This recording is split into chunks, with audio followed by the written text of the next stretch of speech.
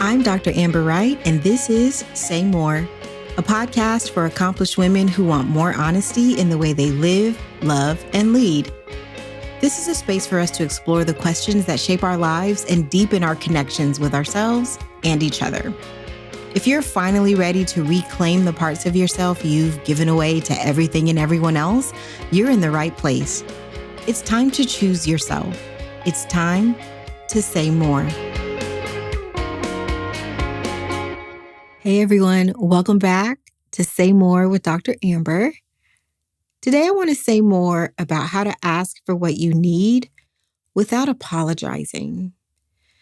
This is for the listener who has been everything to everybody, who is the one that people come to for everything, advice, support, so forth. We've talked about that at length this season. This podcast is for you. It's those of you who might feel like, I can't ask nobody for help because people don't do what they say they're going to do. And I get that. And I want to acknowledge that. And that's important for me to acknowledge because it's not something to take lightly or to speed bump over. Like, say you are an oldest sibling. First daughters often say and share how hard their lives have been being a junior parent to their siblings and having to carry so much responsibility before they should have even been thinking about such things. My sister included. I think that, I know she fits in that number of people who had to take on more responsibility than they should have at a really young age. And when you have those kinds of experiences, you become like a soldier in your family and you're the one that gets overlooked because people never ask you how you're doing. No one ever asks if you need a break or what you need. And so you grow up believing that what you need doesn't matter. And there are so many other scenarios where this could also be true, not just for older siblings. I mean, that's also true for me in my own ways, because as the younger sibling, I think that people in my family and just in my life over the years, when you look like you have it all together or you present like you do, and that hasn't always been intentional necessarily on my part, but I feel like I've also gotten overlooked often in my life because people just assume that I'm good. And because my affect is that of positivity, I'm a fairly positive person. My demeanor is positive and warm, charming, if you will. People, they just assume that you're good. Like, she'll be all right. And so it goes both ways. And this is not a battle between the oldest and the youngest siblings. I just want to name that there are so many ways in which we come into this way of living and this way of thinking and being that tells us that we can't depend on other people. And it took me a lot to unlearn that. And so I just wanted to make sure that I acknowledged that it's hard. It's not as simple as just, well, you got to just speak up because, well, what do I say? And how do I acknowledge and admit that this is scary to me and this feels risky and it requires me to feel vulnerable in a way that I'm uncomfortable with? I just want you to know that I see you and I've been there. And so what I hope to accomplish in this episode is just give you some of that acknowledgement that I think can really go a long way, but also give you some examples on things that you can say in ways in which you can ask for what you need and feel comfortable about it. Because what is also true is that what you allow is what will be. What you allow is what will be. And we do ourselves and the people around us a disservice when we don't say what we need. Because how else will they know? It's really great if they guess, but how else will they know? Because most times they're not going to guess or they're not going to guess correctly. And you're the only one who can change that outcome. And that starts by being okay with the risk to your vulnerability that comes by asking for what you need. And I'll also say on a personal note for me, knowing how to ask, as you may or may not know, depending on how you've met me, whether you just were introduced to me through this podcast or you've been following me online for a long time, my life's work is centered around asking questions, asking better questions, asking thoughtful questions. And the reason why I believe that is important is because questions are the invitations that we need to reflect on our lives and process our lives. There's so much that we can discover on the other side about ourselves and about the world around us on the other side of a really good question. And it's a key component of my work as a coach and just me as a person in general. But I think it's so important to understand how powerful questions can be. And I know that the point of what I'm getting at here for this episode is less about what questions you ask and really more about making a statement to say, hey, I need this, but that's really shaped in the form of a question of, can you help me with this? And on a more deeply personal note, I even have a tattoo of the word ask on my wrist because in Matthew 7:7 in the Bible, it's the verse, ask and you shall receive, seeking you will find, knocking the door will be open unto you. And I read that passage at a time when I was in a really dark place and I asked God to help me and he did. And so I got the tattoo to commemorate that season and to remind myself every day that all God wants me to do is ask for what I need. My healing, my growth, abundance, health, prosperity, all the things, change, everything comes by way of me asking. And God help me, please, is one of my favorite prayers. Thank you and help me are two of my favorite prayers. And so I'm saying all this to say that like I really live this and I believe in it. I believe in it so fully and so strongly. And so I want to, convey that for you too. Because when it hit me that ask, seek, and knock, spell the word ask, it just knocked me off my feet. That realization. And it's just that constant reminder that that's really the key to calling forward the life that we really want for ourselves. Is having the courage to ask ourselves those deeper, more critical, courageous questions, and then doing that of others as well. So if this resonates with you so far and you are the type of person that is, the strongest soldier in your family and the one that everybody leans on, but yet you struggle with asking for what you want. Or maybe you're married to somebody like that, or that's your best friend, someone like that, then hopefully this episode will be helpful. So some basic reminders that I want to begin with are asking for what you need isn't selfish. Like that's just the first thing I want to remind you about. It's not a selfish thing. You know how they say, oh, self-care is not selfish. Neither is asking for what you need. It's honest. It's a form of honesty. And until you get honest with yourself about what you really want or need, nobody else can really help you with that. I used to tell my husband all the time, my crystal ball is broken, babe. Okay. That thing do not work. If you want me to know something, you have to tell me. And yes, I should be paying attention as I want him to pay attention to me too, and to study me and to observe me and derive his own insights about me and me the same for him. But so much rests on us being able to be honest with ourselves so that way we can be honest with the people around us. And again, I know that as a strong one, you have to practice this because your nature is that of like, no, I don't need nobody because, people ain't gonna do what they say they gonna do. And, all that. I get it. I know. But I hope that you can come to a place where you can trust yourself enough to know that you're worth getting what you need and what you desire. And sometimes that starts by reminding yourself that I need is a path to your growth and to experiencing the life that you want to have. Very similar to the idea that no is a complete sentence. So is I need. You got to add a couple more words, to complete the sentence, but you get the idea. And hopefully, ideally, this can also be a litmus test for the people with whom you spend your time to show the way they feel about you. If I go to a friend and I'm like, hey, I need help with something and they don't respond, they shun me, reject me or whatever, then I'm just like, oh, okay, now I have more data to understand what the truth of our relationship is. And even if you can't help me in exactly the way that I need, it's like, but do you have the desire and the intention to show up for me?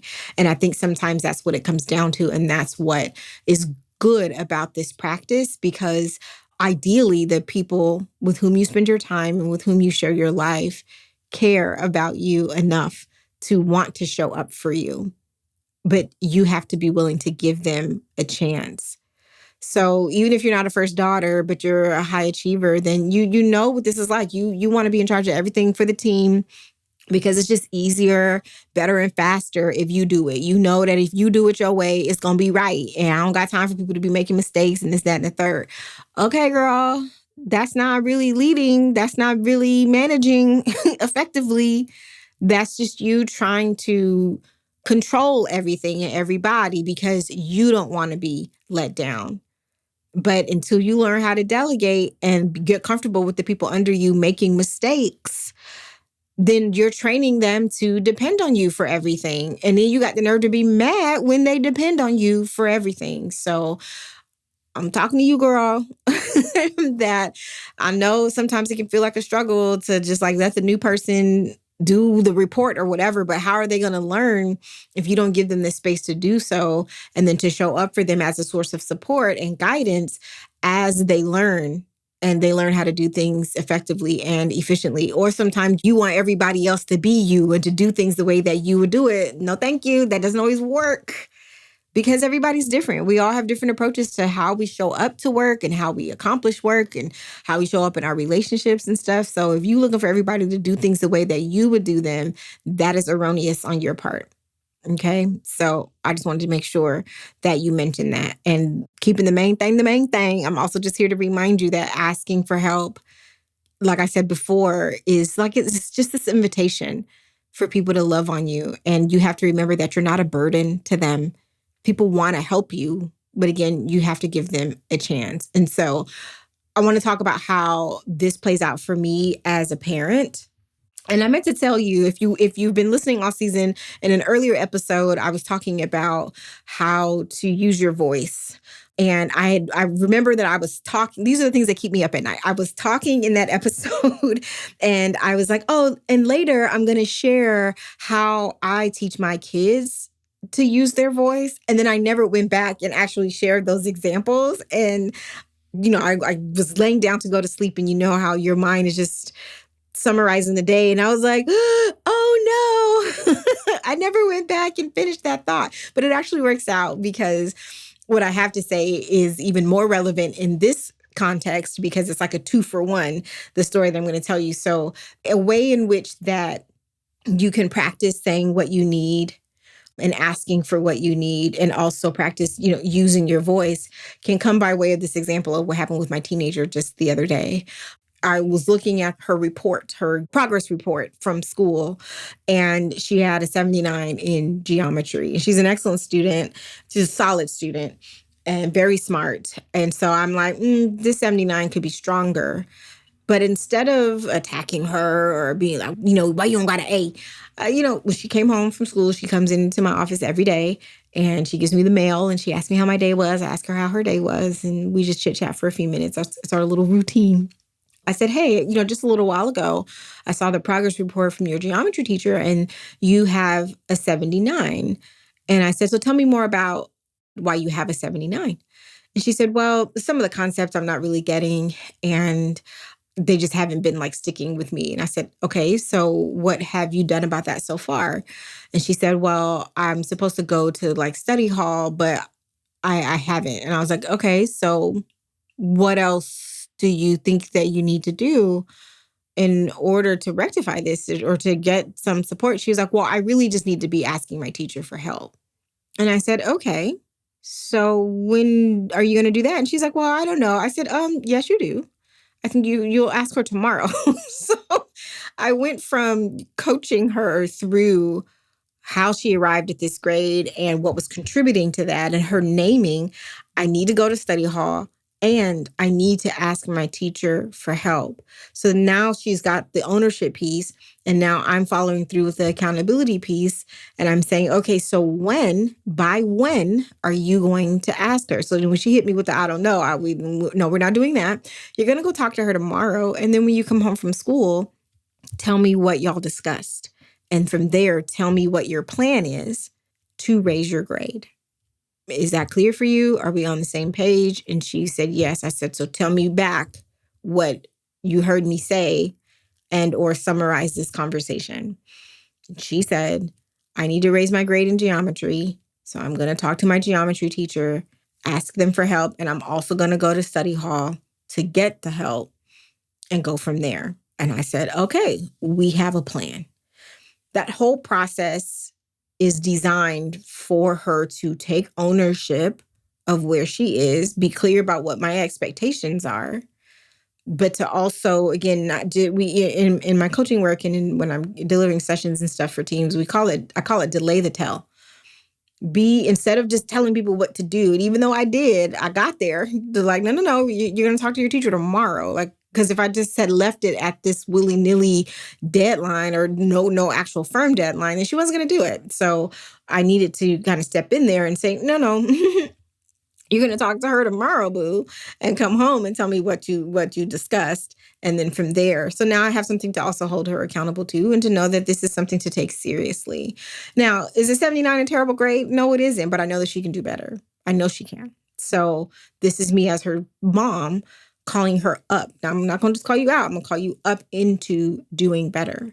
And so for you might have to do that yourself sometimes. You might have to learn how to coach yourself up into doing what you need to do or asking for the help that you know that you need in order to get the results that you want to see for your life. Because otherwise, again, they're just not going to happen on their own. You have to participate in the solution. And a lot of times that might come by way of getting the specific support that you need for whatever circumstance or context that looks like. Okay. So going back to the previous episode, how that also helps them, that type of practice in me, just really coaching them, both of my kids, it gets them to think critically, really, about how they arrived at a certain place, and then gives them the notion that they can participate in the solution. I remember the little one had gum in her hair once. I feel like I've told this story before, but she came to me. She was like, Mommy, I have gum in my hair. And I said, okay, Naomi, what are you going to do to solve your problem? And she looked at me like, girl, what you mean? And I'm looking at her like, what you mean? We had this whole stand down, and she was like 4 or 5 years old. And I was like, how are you going to solve your problem? What that did for her was get her to realize that, oh, I could solve this problem now, but let's talk through it together. Are you going to get a piece of ice and freeze the gum and try to pull your hair out that way? Are we going to have to cut it out? Like, what do you think? Because you created the problem and now you have to find a way to solve it. Now, on her own, she could have just cut it off and been like, oh, okay, Mommy, sorry, I cut my hair. But that it has been my practice since both of them got here, is getting them engaged in the critical thinking process and holding them responsible when they're not doing what they're supposed to do, for example. And even when they are, when my kids are excelling and they're doing great or they're achieving whatever their goals are, I'm like, how does it feel to you? Or sometimes they'll come home with a good grade on a test or something. And I'm like, how do you feel having gotten an A on your language arts test? And they'll be like, oh, I feel so good. I'm really proud of myself. That's how I'm trying to train them up in the way of being able to speak up for themselves, advocate for themselves, use their voices, ask for what they need like it just literally engaging them in the process and treating them with respect from a humanity standpoint and from a conversational standpoint. So those are my thoughts on that. And I want them to get comfortable with using their voices when we're in public places. They order their own food. I've had them do that from when they were little. That's another way that I've been working on them to just speak up and let them know you're not in trouble. You can ask me for what you need. With the little one, we have a journal that we use and we write our thoughts back and forth that way. And that's a way for her to express herself. So creating opportunities for my kids to use their voices in our home, because we are a talking household. We talk about our feelings, we talk about our thoughts, and we share them. That lets them know that it's safe for them to do that. So when they leave our home and they enter in relationships where that is not allowed or it's not okay or they feel rejected, then they can decide for themselves whether that feels good, safe, and healthy for them, because they'll have a benchmark with which to measure it by. So back to you. What I want you to do in practicing how to get better at asking for what you need is just make one clear, direct ask this week without apologizing. Because what are you sorry for, girl? Like, why are you so, oh, I'm sorry, I just need, or can see if it's not too much of a bother. Can you just please? Don't minimize what your need is. Put a little bit of bass in your voice and ask for it. So some examples might look like, I need you to handle dinner tonight. Let me know what you decide to order or to cook, period. I need to talk through this decision without you trying to fix it, period. I need you to check in on me this week. I'm having a hard time. Oof. My best friend told me once how pleased and impressed she was by the fact that I refuse to stand by myself alone in the dark. Like if I'm having a hard time, I will call her and say, girl, I'm down bad. I need some help, okay? I need your shoulder all the way from Ohio to cry on. And she'll be there. She'll be there on a Zoom call, on a FaceTime call, on a phone call, text message, whatever I need. Right? But it takes me being willing to say, hey, I'm struggling. You could say, I need space to fall apart without having to hold it together for everyone. Can I do that here? Can I just fall apart instead of having to always be strong? Can I be weak in front of you? I need you to take the lead on this project. I'm overwhelmed. Okay, naming what the thing is. I need some encouragement right now, not solutions. Again, because people, when they see that you're stressed or that you're overwhelmed, they want to rush to pat your back and be like, no, don't feel bad. No. And it's like, maybe I just need to let these feelings course through my body right now. I need to let them out without judging them or evaluating them or naming them or describing them. Can you give me space for that? Do you have the capacity to let me break in front of you or to unravel a little bit? Knowing that I can be safe and be held and come back together, held not physically, but, held space-wise to come back to myself. I need help and I don't know exactly what kind yet. Can we figure it out together? So then now this might be when you might need someone's guidance or suggestions. And so again, going back to what I was saying a second ago, people, they mean well, but they just want to rush to fix and solve. This is what you got to do. And it's like, well, I'm capable of deciding what I need to do. But in this moment, I just need to, or not even just, see how we add these hedges. I need to get this out. I need you to be okay with me not being okay right now. Or I need a break from being the one everyone depends on. Whatever this looks like for you, take what you need from that list or create your own. Think about, what do you need right now? Do you need a break? Do you need a nap? Do you need an orgasm? Do you need a good meal? Do you need a vacation? Do you need a raise? What do you need? And then find the deeper language, or not even just the language, but the courage to ask for it. It's safe to want what you want. And I hope that you remember that. Give people the chance. There are people waiting to bless you. There are people waiting to help you. People you don't even know yet, but they cannot find you if you do not step forward. Listen to this episode as many times as you need until you find the courage to say, hey, I need this. Can you help me? And remember that does not make you weak. It makes you strong. Love you, mean it. See you in the next one. Thanks for listening to Say More. If this episode hit home for you, don't forget to subscribe so you never miss another one. And don't forget to share it with your group chat so all of y'all can level up together. If you want personalized support about today's topic, visit wordswellsaid.com to learn more about how to work with me for coaching or how you can book me to speak at your job, conference, or event. In the meantime, keep in touch with me online at Dr. Amber Wright. And until you hear from me again, remember to use your words and then go forth and be awesome.